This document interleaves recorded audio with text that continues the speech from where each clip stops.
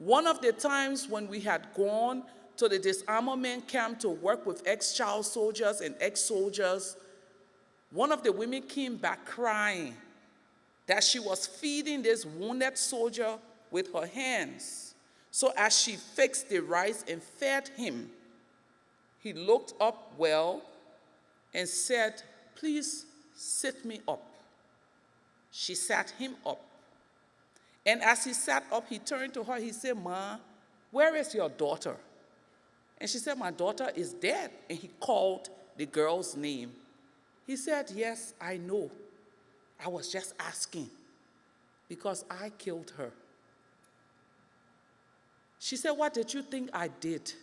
Did I stop feeding him?" No, I continue to feed him. And in her tears, she said to me, "Isn't that what peace building is? Isn't that what a mother is supposed to do? To keep feeding, even in your pains?" She said, "But I kept it in knowing that I will come to you and I will cry at your feet." One came to me and said, "I have a predicament. My son died during the war. My daughter went to the refugee camp. And she's just writing to me after 10 years. She's married, she has children, and her husband is a pastor. I wrote her and said, send me pictures. They're relocating back to Liberia, and she sent me a picture. Her husband is the killer of my son. What do I do?" These were the women you saw, changing their communities, standing up for peace, being the voice and the conscience of a society that had degenerated into a state of total chaos and anarchy. Each and every one of those women has a tragic story. But each and every one of those women used the tragic stories of their lives to do good for their community. In this journey that we make as peace builders and people who do service for humanity, we can never hold on to anger. Anger is toxic, and you will encounter many things that will make you angry. But if you decide to hold on to anger, you can never move forward.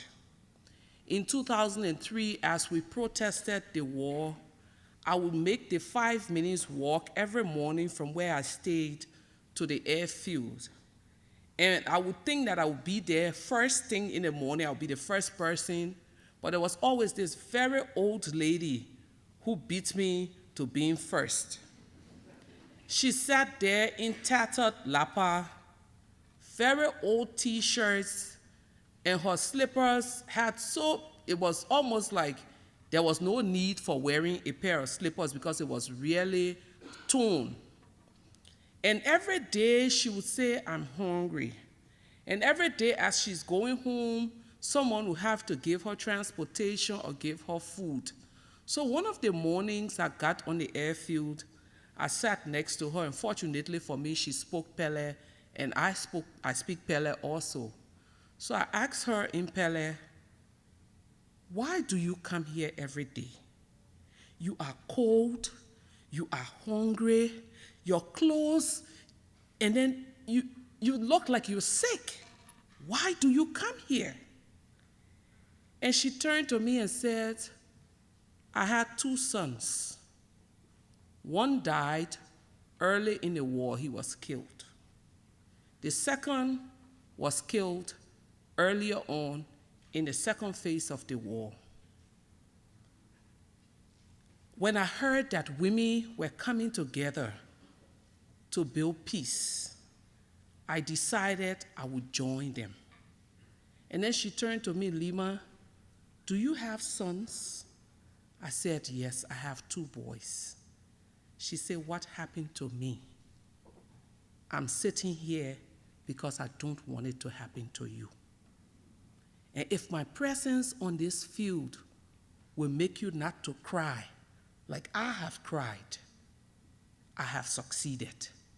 If my presence on this field will make you to live a joyful life, I have succeeded.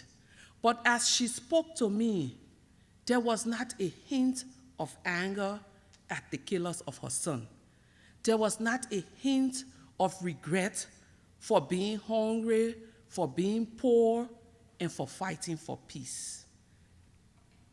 That morning was a transformative morning for me. I had my own angers that I've been working with. I had my own pains that I've been working with. But I told myself, you have to stop. Stop being a hypocrite and start really living the life of a peace builder. My journey has taken me to many places. I've seen many things to make me angry. I've seen many things to break my heart. But as I stepped from one space to the other, women in those communities remind me that if we must change our communities, if we must change the world, anger, pain, just thoughts of evil cannot be a part of our mindset. You can never journey to peace building.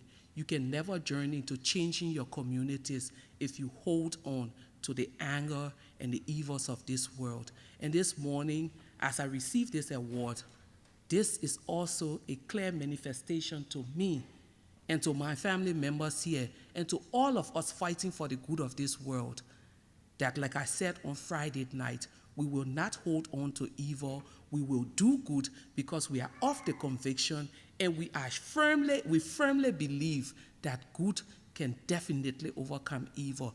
Join us as we journey to peace building. Join us as we journey to changing this world. Don't hold on to evil, no matter how deep it is.